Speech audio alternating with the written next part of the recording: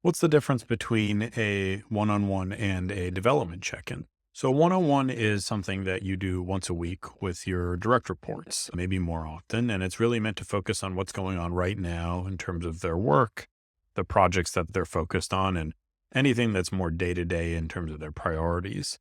You should be having these at least once a week, and I've talked about this a lot on the podcast, the concept of having these checkpoints, even if you don't have a lot to talk about any given day. It's good to have this check in so that your direct report feels like there's a space to discuss whatever's going on with them and get your help in unblocking what they're working on if they have blockers.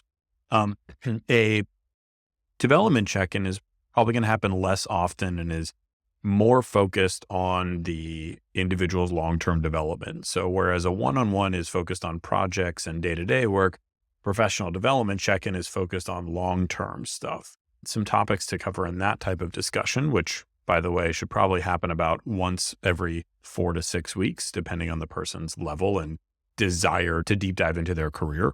One, areas of strength and relative weakness, things that they can be doing to improve their delivery on projects, things that they can be doing to be a more impactful professional. In terms of strengths, things that they could be leaning harder into. So, for example, if they're a really analytical person, how do you get them more focused on work that requires analytical skills? The development check-ins, again, are really more focused on the individual rather than the work. And your job there is to help them think about what they want out of their career and also how to help make them the most effective and impactful professional possible.